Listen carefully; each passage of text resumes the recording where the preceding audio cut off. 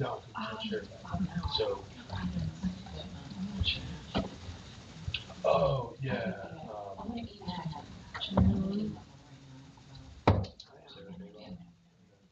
I just have to prove to me that they would have to sound like that encroaching. I like that.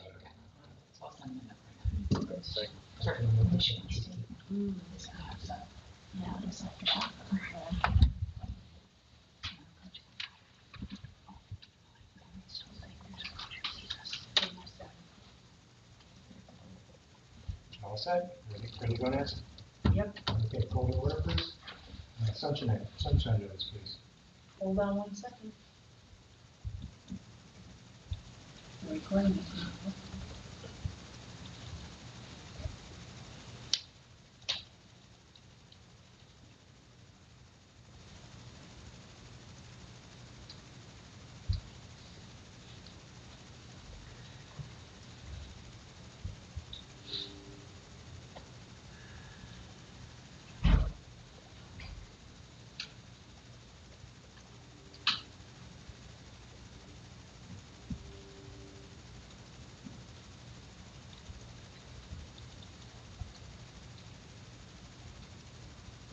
Okay, we need to make sure that we're talking directly into the microphone only because the actual recording device is not working. The only, right, but the only recording we're having is our YouTube video right now.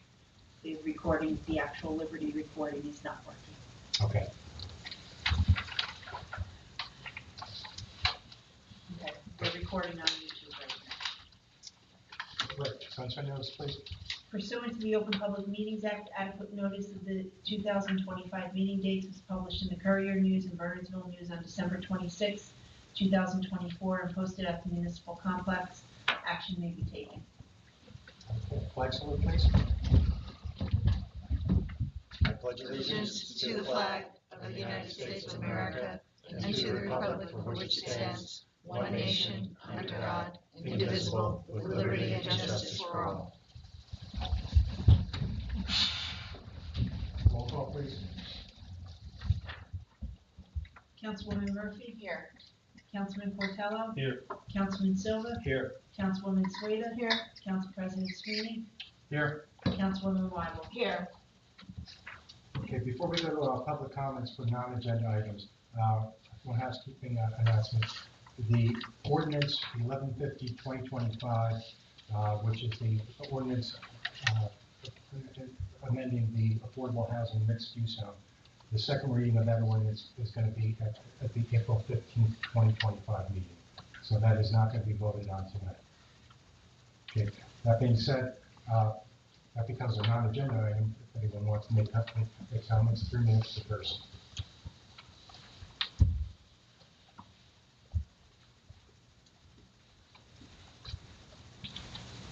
Hi, I'm Sasha Wolf. I live at 4 Overlook Avenue. Members of the council, I want to thank you for publishing the agenda that comes out prior to the meetings, where you notice the public about proposed changes to municipal regulations and statutes. I would like to recommend that where you have a proposed amendment or new legislation, that you post a link to it. I had to do some digging on the website to find some of the proposed amendments to the statutes on the agenda. It's not readily available. I would suggest putting a link directly in the PDF document where you reference the statute. That might make it easier for citizens and the public to find that. Thank you. Congratulations. Thank you. Yeah, that's a great suggestion. No? Can't do it? Why? Sorry. You don't know. That's fine. No. Is this an appropriate time to discuss the brewery? Yeah, well, like I said, that ordinance, its second reading will be at our next council meeting, and there is a comment period for that. But because it's not because it's been pulled from the agenda, it is now a non-agenda item. If you wish to comment. So if I wait for the next council meeting, I have lost my opportunity. No, No. but you're welcome to speak now, too. Now as well, if you'd like. Okay, let's do that. I'm Scott Ross. I live on Pottersville Road. No, it's I've fine. been at I just, because it is an ordinance, I feel that it should be waited for the public hearing so that everybody could hear it at the same time. Good I point. can wait. good point. It can be addressed, thank you, Nancy. From a legal perspective, our deputy mayor is absolutely correct. It can be heard this evening because it is a non-agenda item. That said, there is also a public hearing that will occur next time. So Nancy is also correct. They're not mutually exclusive. She's also correct that it no doubt would be beneficial for everyone, including yourself, to be able to make those public comments during the official public comment period. So that said, I leave it to the governing body and frankly yourself to decide, do you want to do it twice? Or do you want to wait until the next time if you're going to be at the, able to avail yourself of the opportunity to be at the public hearing? I don't think there's any harm in doing it twice. But that's up to you. Let's do it twice. There you go. I've been a Gladstone resident for 37 years, and I've always called Somerset Hills home. I've sat on various boards here through the years, and when I lived in Bedminster, I was zoning officer.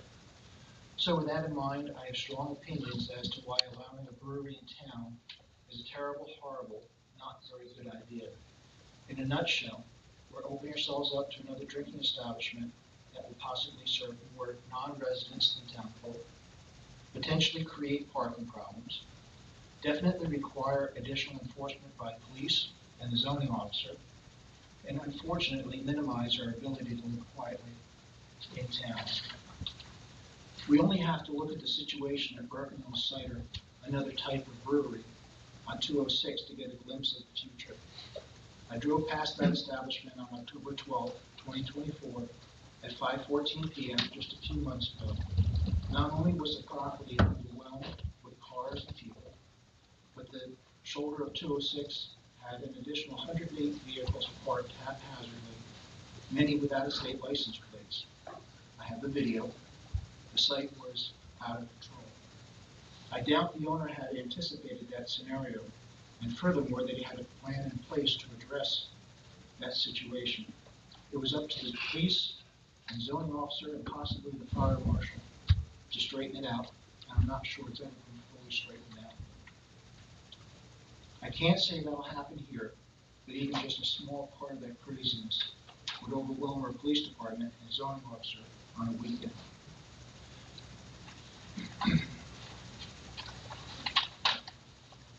Now, if you pass this in a couple of weeks, and the brewery becomes an allowed use under our land use ordinances, any potential brewery would need to come before the land use board, when the board would have the opportunity to define and restrict activities to minimize the negative effects on the families living nearby.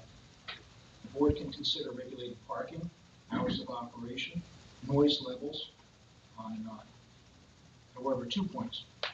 Well, we just discussed the first point, and Burton Hill Cider craziness. The Burton Hill Cider craziness and how Bedminster lost control of the situation. The second point, we are a welcoming community, at least that's what the sign says, but we know that's true. When we welcome new businesses to town, we want them to succeed. And we shy away from causing them harm by overlooking minor infractions. I see this habit of overlooking because I can name businesses that violate parking and signage requirements, stay open past agreed upon closing times, and have increased their intensity of use beyond what was approved. For some of us, these infractions tend to be so minor or not in our front yard that there's no reason to complain. But for those of us next door, the loud music past a reasonable hour, the cars parked in no parking zones creating blind spots, and tacky signage in storefronts becomes maddening. But we don't complain because it would seem too petty to burden, a burden for the police department and zoning officer. So we live with it, and it slowly eats away at the quality of life in town. Therefore, the argument that safeguards put in place by the land use board would be fully enforced under all circumstances is just not true.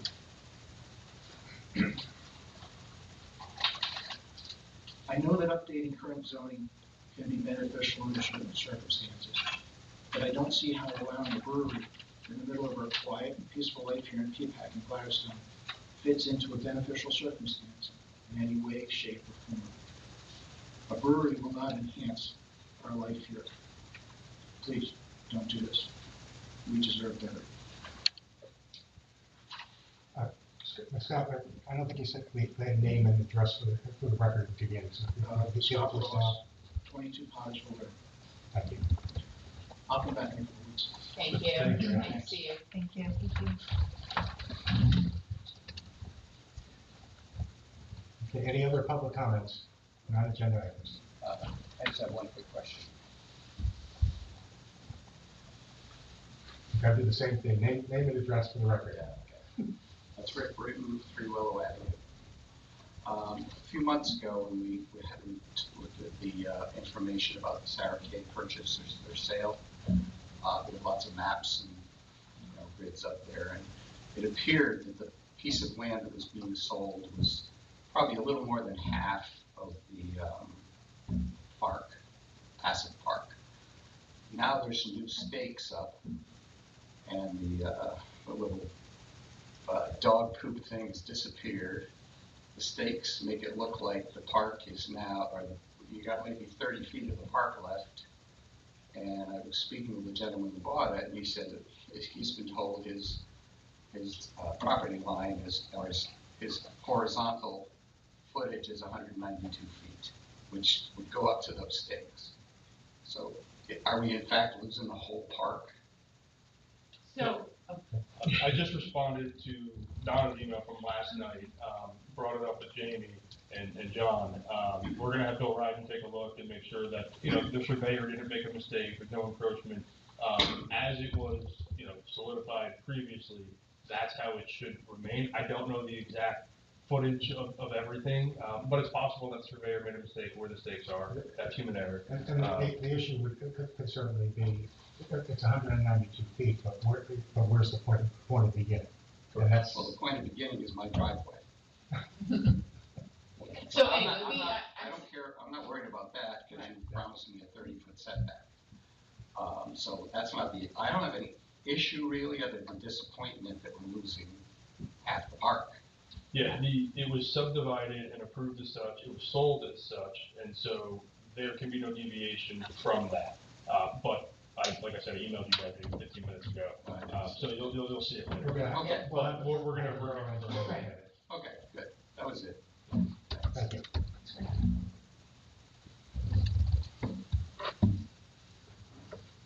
Any other public comments? Going once? Okay. Old business. Jane, tennis courts?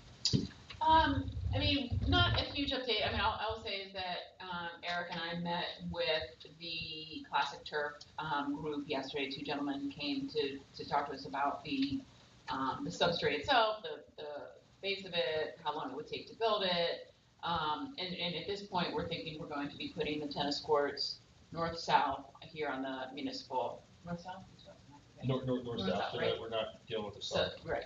So, right here and where the less used ball field is, we kind of measured it out. It's going to hit right where there looks like there's an outfield marker in the other other ball field. So it should fit just in the perfect space.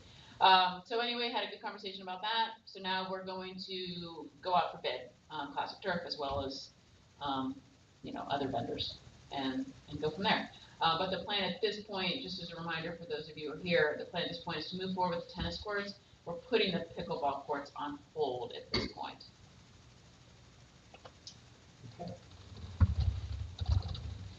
Any other old business that's not on the agenda? Okay, new business. Any new business from the council? All right. Miscellaneous discussions. Okay, reading and approval of minutes. Can I get gonna need separate resolutions and motions for these. Motion for the special budget meeting. So, second. Roll call, Nancy, please. Councilwoman Murphy? Yes. Councilman Portello? Aye. Councilman Silva? Yes. Councilwoman Sueda? Yes. Council President Sweeney? Aye. Councilwoman Marble? Aye. Okay, and can I get a motion for the executive session minutes of March 4th and the regular meeting minutes of March 4th. So moved. Second. Roll call, please. Councilwoman Murphy? Yes. Councilman Portello? Aye. Councilman Silva? Yes. Councilwoman Sueda? Abstain. Council President Sweeney? Abstain. Councilwoman Wyble? Aye. Okay, moving on, ordinances. We have a public hearing tonight on ordinance 1148, an ordinance to I'm exceed. sorry, did we get both minutes? Since Yeah, for March 4th? They were together. Oh, we did it together, I'm sorry, my apologies. That's right. The public hearing on ordinance 1148-25. This is an ordinance to exceed the municipal budget appropriation limits and establish a cap bank. Can I have a motion to open the meeting to public hearing? So moved. Second. Roll call? Councilwoman Murphy? Yes. Councilman Portello? Aye. Councilman Silva? Yes. Councilwoman Sueda? Yes. Council President Sweeney? Aye. Councilwoman Wyble? Aye. Okay, any public comments on this ordinance? It's essentially a pro forma ordinance. It does not mean that we're going to exceed our budget appropriation limits, but we do need to do this to establish our cap bank. Any comments? Hearing none, do we have a motion to adopt ordinance 1148-2025? So moved. Second. Roll call, please. Councilwoman Murphy? Yes. Councilman Portello? Aye. Councilman Silva? Yes. Councilwoman Sueda? Aye. Council President Sweeney? Aye. Councilwoman Wyble? Aye. Next up is ordinance 1149-2025. We have to adopt. What's that? We have to adopt. Oh, I'm sorry. Motion to adopt. Second.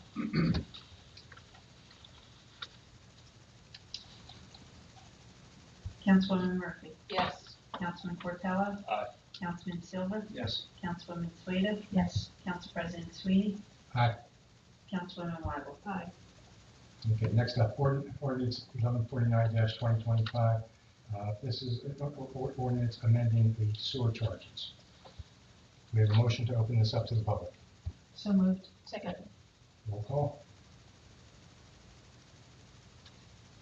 Councilwoman Murphy? Yes. Councilman Portello? Aye. Councilman Silva? Yes. Councilwoman Sueda? Aye. Council President Sweeney? Aye. Councilwoman Wyble? Aye. Any comments on the sewer ordinance? Okay. We have a motion to close the hearing. So moved.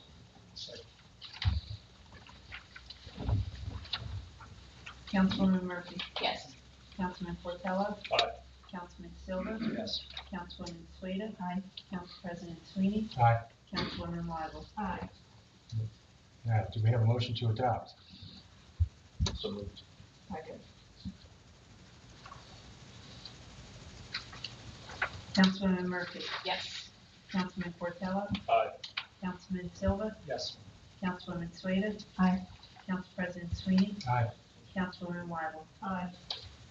Next up, ordinance 1151-2025, opting into the Garden State Seed Paste Program to facilitate the financing of seed paste projects. A motion to open up the public hearing.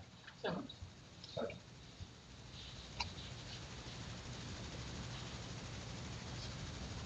Councilwoman Murphy? Yes. Councilman Portello? Aye. Councilman Silva? Yes. Councilwoman Sueda? Aye. Council President Sweeney? Aye.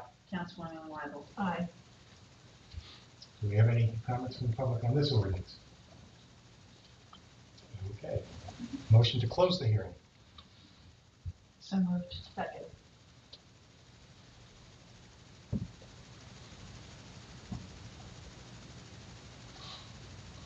Councilwoman Murphy? Yes. Councilman Portello? Aye. Councilman Silva? Yes. Councilwoman Sueda? Aye. Council President Sweeney? Aye. Councilwoman Wyble? Aye. And do we have a motion to adopt ordinance 1152-2025? So moved.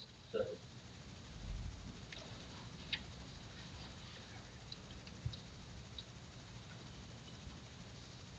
Councilwoman Murphy? Yes. Councilman Portello? Aye. Councilman Silva? Yes. Councilwoman Sueda. Aye. Council President Sweeney. Aye. Councilwoman Weibel. Aye. Okay. Next up, ordinance 1152-25, ordinance to set compensation for the mayor, borough council, department heads, and municipal employees. Motion to open it up to a public hearing.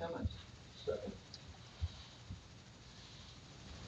Councilwoman Murphy. Yes. Councilman Portello. Aye. Councilman Silva. Yes. Councilwoman Sueda. Aye. Council President Sweeney. Aye. Councilwoman Weibel. Aye. Do we have any comments on this? Nobody wants to complain about how much we're getting paid? See, do I get prorated this mayor's salary for this? I think the old saying, that's right. I think the old saying is 5, 10, 15, or a quarter. Okay, motion to close the public hearing. So moved. Councilwoman Murphy. Yes. Councilman Portello. Aye. Councilman Silva. Yes. Councilwoman Sueda. Aye. Council President Sweeney. Aye. Councilwoman Weibel. Aye. Okay, do I have a motion to adopt the ordinance?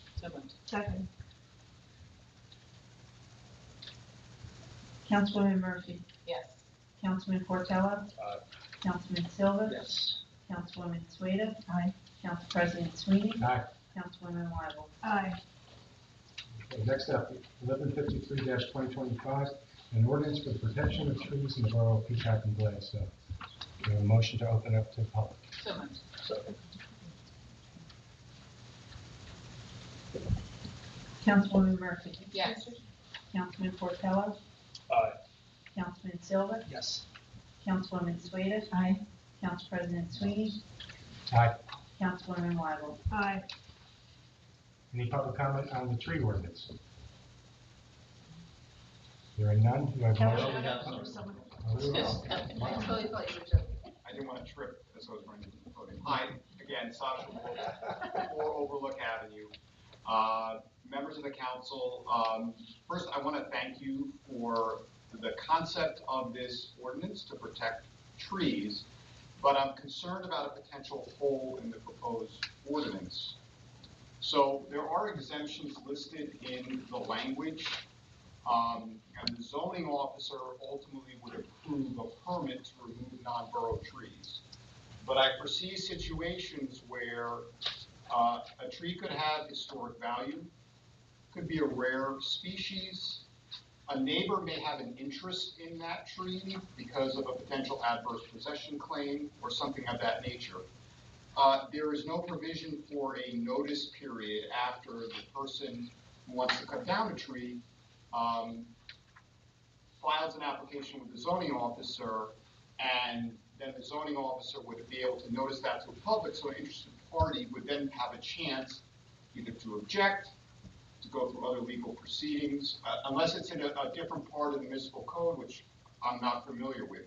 So while I applaud you in this mission to protect the trees, I would urge you not to make too much haste with this, to make sure it's done right, so that if someone makes an application, it's not just left to one person, but there's some semblance of notice, so any interested party would have the chance to weigh in. I think that's the right thing to do. Thank you.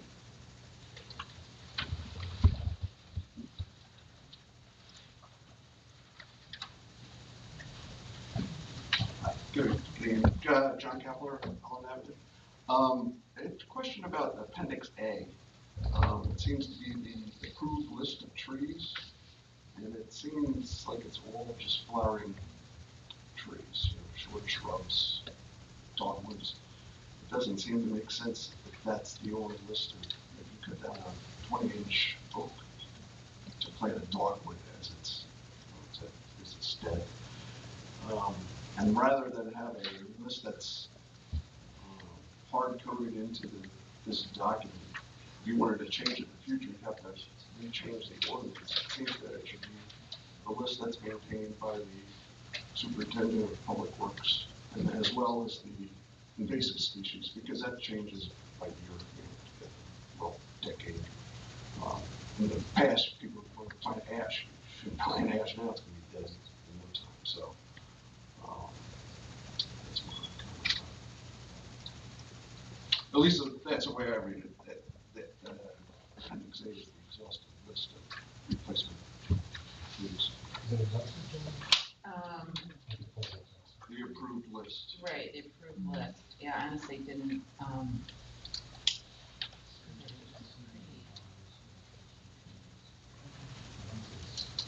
there's no oaks in there. Yeah, there are no shade trees, it's all, There's a couple neat, none of those are, oh yeah, you're right, that's it's all flowering trees. Um, We're gonna just pick up the. yeah, this is all based on this list was from the state, but I agree with you honestly on both points with the, disease, I'm looking for the disease tree list. The invasive. The invasive, is yeah. appendix B.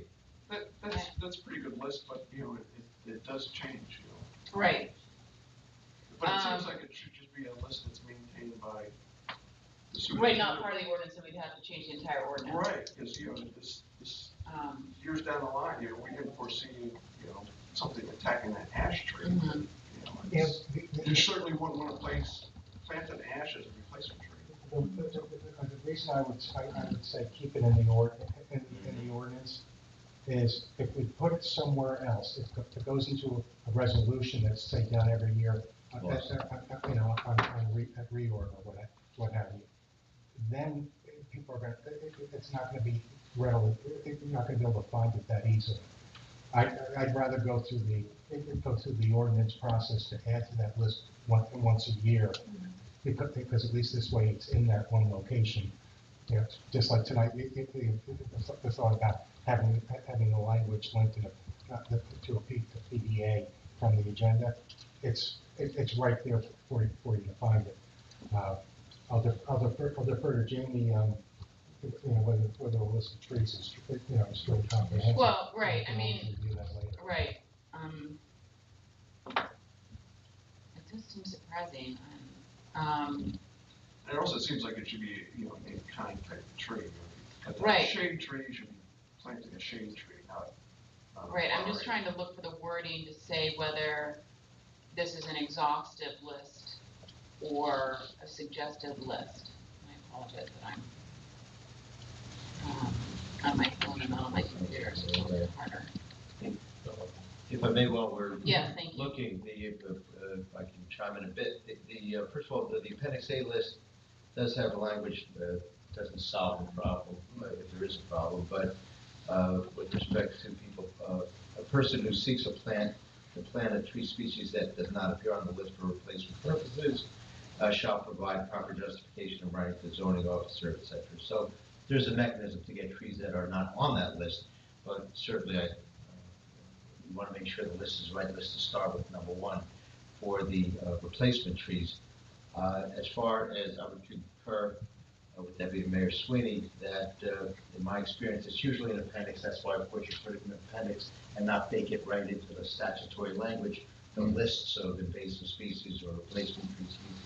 So it's a little easier to just sub in on an annual basis or whatever period of time that changes are going to be made, to just put the new list on with any additions or deletions. So I don't think that's I think it's preferable to have it by way of appendix and go through the ordinance adoption proceeding. I concur. I don't have a vote, but that's from a legal perspective and experience. I just want to be clear when I say concur, I don't have a vote.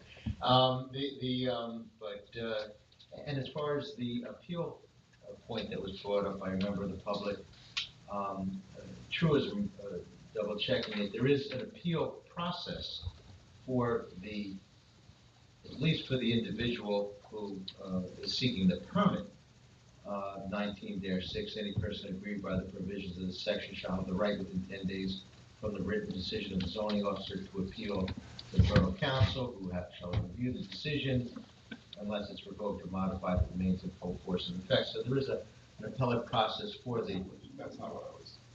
permit. I know, you're talking about others. I'm with you. In the municipal land use law, there's a similar gap, believe it or not, where zoning officers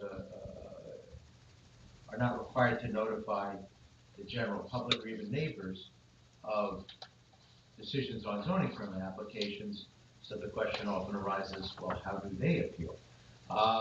Neighbors, as opposed to the recipient of the zoning permit or the denial of the zoning permit. Generally, someone who receives a zoning permit is not going to appeal it when they get it, they're going to appeal the denial.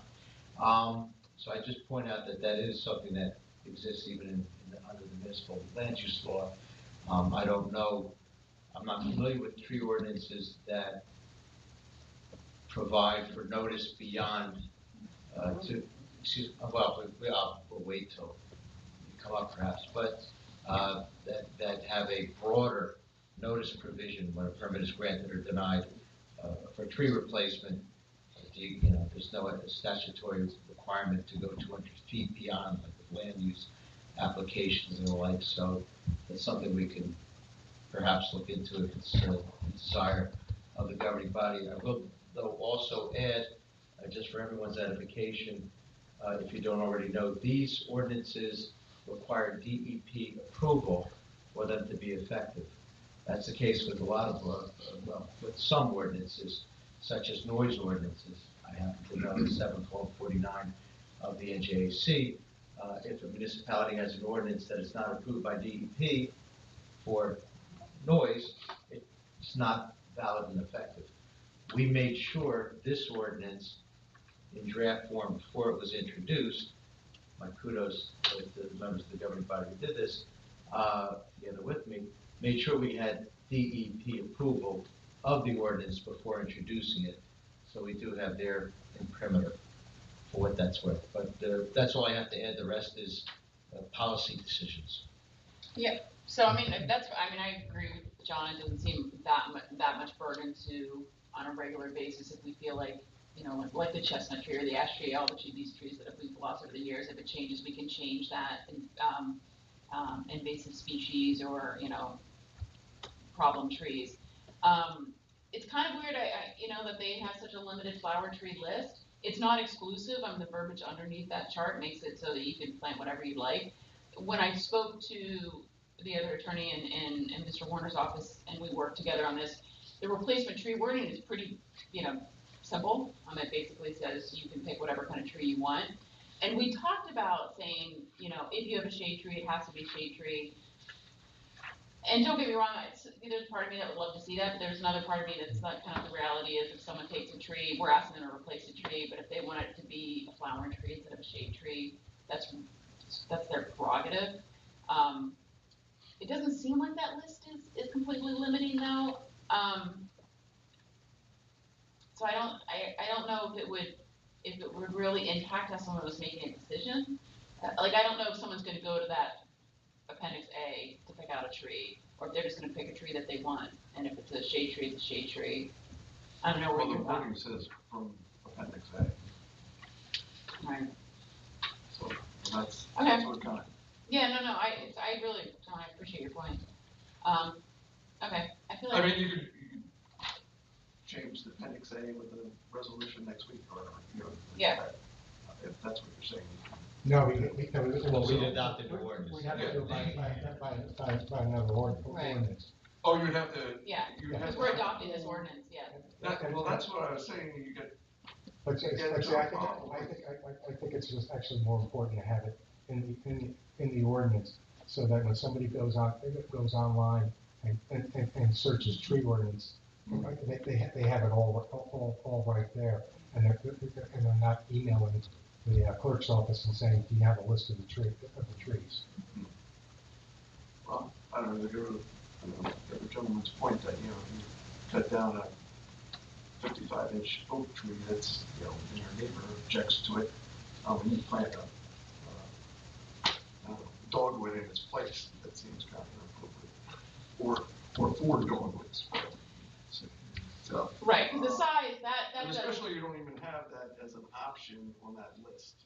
It's what it makes it look right. like. No, I agree with that. And I don't mind putting this on hold and going back to the state and finding why they did this list and is it exhaustive? Is there crab apples are not the greatest tree in the world, and why they have 6 on of them that listed. list. Yeah. The size wise, we did it's in there, kind of like, if you remove a huge tree, you have to replace it with a certain amount. I mean, there's obviously a limit of what size tree you can plant, right? And so then it's more of an additive effect of how many trees you have to plant for, a breast height diameter of over 18 inches and so forth. So that's in there.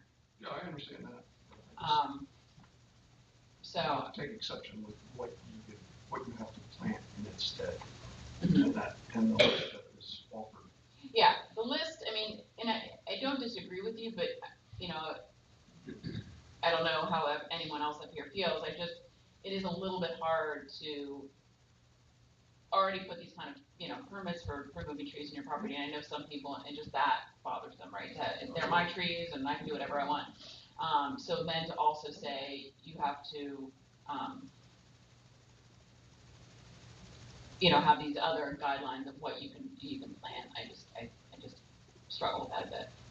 Well, part of, the reasoning for the ordinance, which you stated in the beginning, is, like soil erosion. Well, an oak is gonna do a lot to hold back soil erosion as opposed to Sure. a dogwood. And also for carbon sequestration, There's a lot more than just what you want to plant back and what you're actually taking from the environment. That has to be, taken into consideration. And that's what the DEP, with the stormwater management rules, is addressing. And that's why they're forcing the towns to actually Absolutely. implement this. But just know though, this tree list this is what we got from the state, from the DEP. Yeah, I'm shocked. Yeah. So.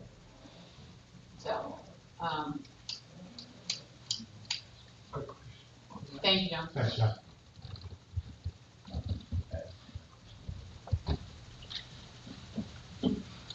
I have no idea what you're talking about. But going back to that Sarah Kay thing, This is going on, this is a hearing on the ordinance, correct? protect those orange trees. Charts. Any other comments on the tree ordinance? Okay, that being Can I said, ask a question, Doc? Is it comments or questions? you can ask questions. Oh, Carol Lane, 1 Hillard Lane in Gladstone. I just want to understand, for instance, in my development that was created about 30 years ago, they put in several fruit trees, which have about a 30-year lifespan, and some of them in the last 5 years or so, people have had to take down because they break down branches, so forth. So if, for aesthetic reasons, a homeowner decides to remove a tree or two, are they, under this ordinance, then required to replant a tree for each one they remove? So in the ordinance, and I basically, if a certain property size, a small, under acre, you get like 3 trees a year. I don't have it pulled up right now. So you get a couple trees that you can do whatever you want. You can take them out, you can not replace them, you can do whatever you want with them. Okay. So everyone has like their little bit. Then beyond that, if you're going to do more of that, then that's the concern of, are you kind of clear cutting your yard? Are you taking away a lot of trees? That's when this ordinance kicks in. So there is a minimum number that you can do with whatever you want. Okay. Say you go have a half dozen fruit trees in your yard that are dead and dying, that's okay. You can get rid of those. Okay. You'd have to do a permit and have someone come out and be like, yeah, they're dead and dying. You can take those out. Okay. So That's only if they were 4 inches in diameter or more. for the dead and dying, you can take anything out. Yeah. Right. But you need the permanent use on the trigger. Oh, right. Like you can take an unlimited amount of really small diameter trees out. Like if you have like weed trees growing, that type of thing, you can take those out. Does disease is in there, yeah. There's a whole list of exemptions that are, really, reasonable. Okay. Like you have an invasive, sick and dying, hazardous, there's a heavy branch hanging over your house. You obviously, just a branch, probably would just want you to remove the branch, but yeah, there are some. There's also a clause for an in lieu payment, I believe, as well. So you can also, and I don't think this applies to your size property rights, it's more for bigger things, but you can also make a payment if for some reason you're unable to, or to replant something. Yeah, you can make a payment to, you can take it and plant something else somewhere else to replace that tree. Yeah, we're also at a point where the maples that are planted, the roots are just destroying big sections of turf. And talk about erosion. I mean, it just runs. So we're trying to figure out the best way to kind of manage what we have. Yeah, yeah, I mean, trees that have those superficial roots are challenging. I know. And some of them have been there for now 30 years, so Right. pretty large. Okay, thank you. Would it help if I just read quickly the homestead exemption for 1 and 2 family homes, so that they correct numbers in acreage or? Sure.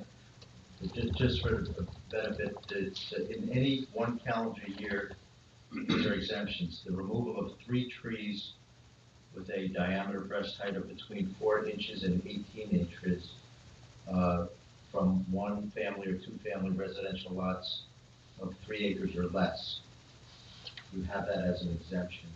For such lots that are greater than 3 acres, it's 5 such trees per calendar year between the 4-inch and 18-inch diameter breast height. So There's latitude.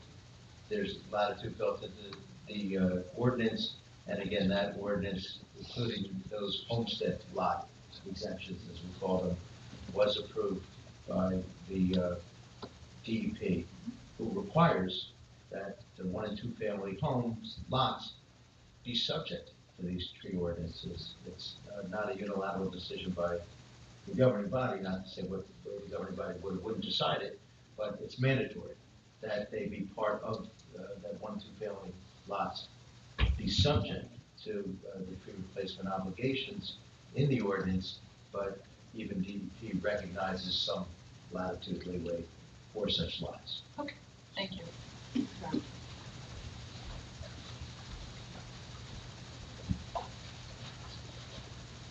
Any further comments on the tree ordinance?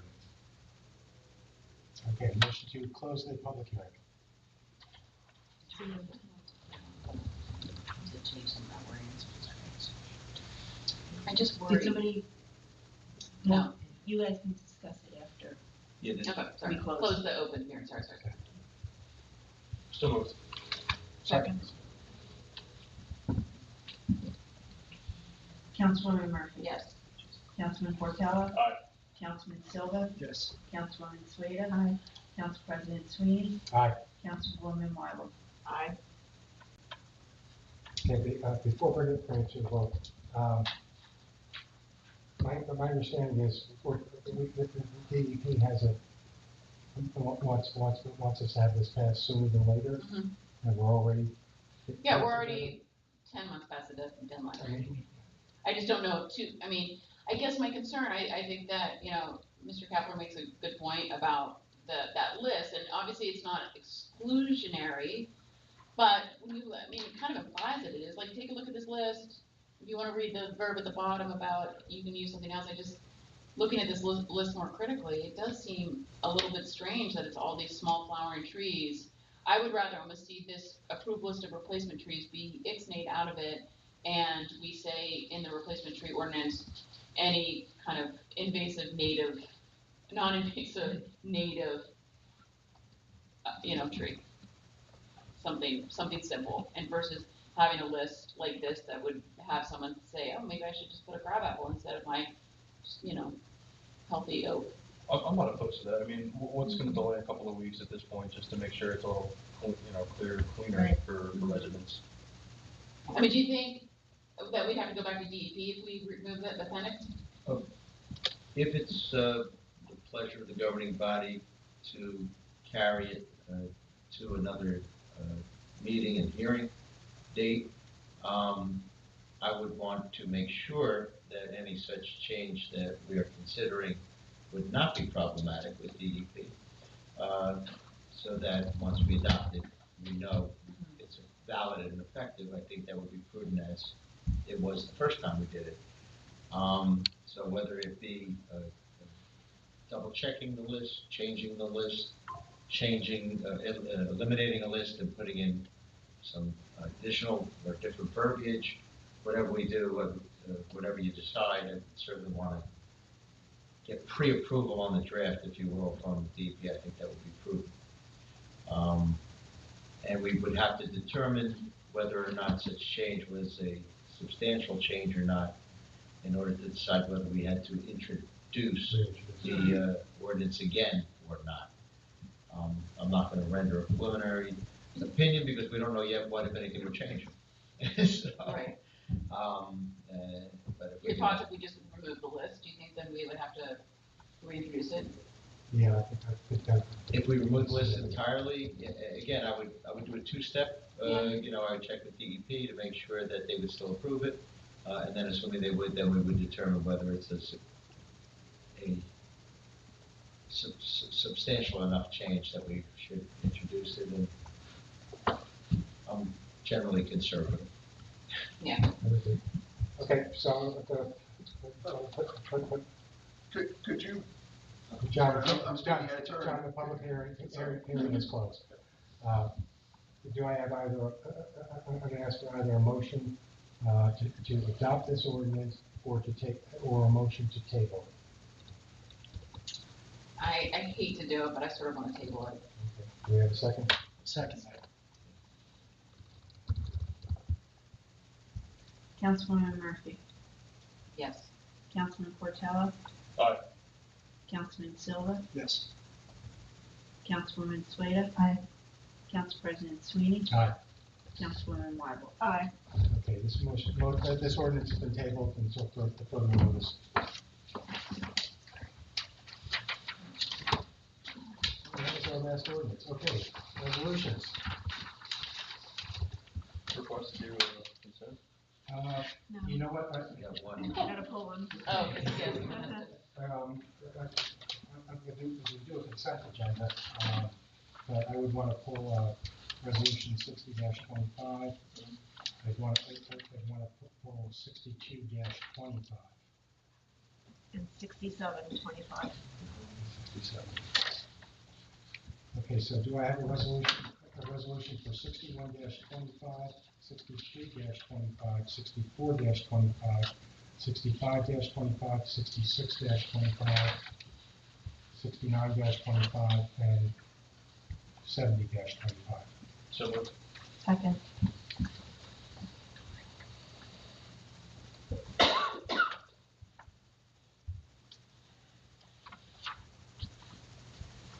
Councilwoman Murphy, Yes. Councilman Portello, Aye. Councilman Silva, Yes. Councilwoman Sueda. Aye. Council President Sweeney, Aye. Councilwoman Weibel. Aye. Okay, resolution 60-25, have a motion? So moved. Second. Any discussion on this? Do we need anything at this point? No. No, I think we talked about it. Okay, We want to get this, roll call?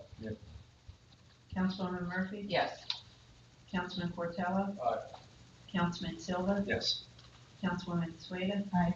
Council President Sweeney, Aye. Councilwoman Weibel. Aye. Okay, resolution 62-25, this is approving the final list of LoSAP participants. Motion, please? So moved. Second. Councilwoman Murphy, Yes. Councilman Portello, Aye. Councilman Silva, Yes. Councilwoman Sueda. Council President Sweeney, Abstain? Councilwoman Weibel. Aye. Okay, we have resolution 67-25, for the appointment to the Open Space Advisory Committee. Motion, please? We have a recusal on that. Yes. One as well. We have a motion, please? So moved. Second? Which number is that again? 67-25.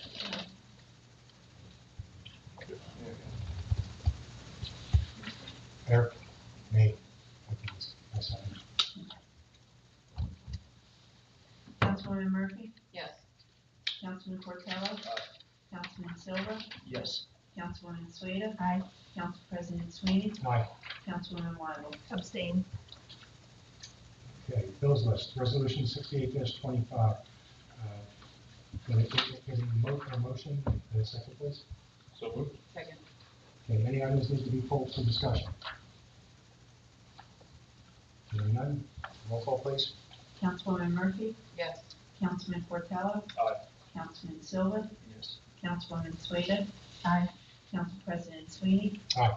Councilwoman Wild? Aye. Okay, council reports.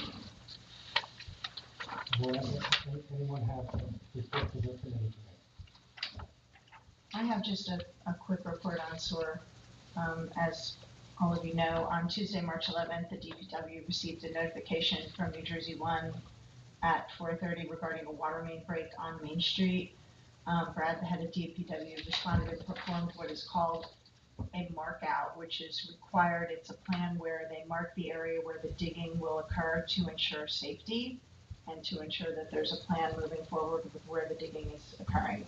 He also met with the supervisor for New Jersey American Water, and in the inspection revealed a 3-foot crack with a 12-inch in the 12-inch water main. American Water crews worked until 1:30 and restored water service to the area near the break. No other utilities were affected. Okay, thank you, Julie. Any other reports? I do have something from, I was told today, informed by Carol from the Friends of the Library, that they placed the order for the furniture for the library. They have fully funded it themselves. It is all going through the Friends. So hopefully by the time we go to open up the library, the furniture will be here. It's great news. That is great news. So Thank still you. thinking early June? Still thinking early June. Nice. That's so exciting. Fingers crossed. Fingers crossed, yeah. So we're on our way. We're getting further down the road with it. After all this time. My son asks almost every day, when can I go to the library, Daddy? When can I go to the library? Soon, June. That's So That's a good. good thing. Yeah. Could go to have it before camp. Okay, yeah, Mark's not here, so just one item under the mayor's report. I think everyone in the room might be interested to know that Councilman Silva's son won Kitty Stakes this past weekend. So he's a state champion. Awesome. Sorry, state champion what? In wrestling. Wrestling. Oh. Congrats. Yeah, it's good. Okay, public comments on agenda items only. Any public comments? Name and address. Lynn Perry, 59 Main Street, Peapack, and might be out of order on this, and I apologize if I am, because I had a question on clarification on the tennis courts. Is that an okay That's on time the to ask agenda. that? Yeah, it was on the agenda. Okay. So I believe in the last meeting, Councilman Sueda had a concern about the type of turf, whatever is going to be used in the tennis courts, and I was just wondering if that's something that's going to be, has it been addressed, or will it be addressed when you're getting closed? So I specifically, it will be addressed, and I specifically asked that question when we met with the classic turf people. I should have mentioned that to you. Just about, I basically made the comment that someone who plays a lot of tennis says they can really tell the difference. A good tennis player can tell the difference. And his comment was with this substrate versus asphalt and concrete, you really cannot appreciate a significant difference. He basically said if people played side by side, played a set here and then played a set there, they wouldn't be able to tell. Because they have ones that have a little bit of a rubber on top, but that's not what we're doing. We're just doing the concrete with the painting and the grip, and we're doing that one. So there's no, maybe Novak Djokovic would be able to tell, but I don't think anyone. If it was turf or clay, very good. Oh, yeah, difference. right, of course. But that is not something we'll be putting in. Right. It's just not maintainable. So Yeah. For that, we'll have to go to a separate facility that can accommodate that. Thank you. You're welcome. Hello, John Kepler again. So you had mentioned that you tabled the pickleball. How about a nice game of bocce instead? Bocce courts? We had talked during the Liberty Park design. You're on a hot streak right now. Actually, I wish I did get a vote for watching. Those are very easy to put in and very low maintenance. Yeah. Not noisy either. No? No. A little bit of noise. Not nowhere near pickle. They're good. The participants make a lot of noise. Yeah. Any other public comments on agenda items? Hearing none, motion for adjournment? So moved. Second. All in favor? Aye. Next regular meeting will be April 15th, so file your taxes first and come to the meeting.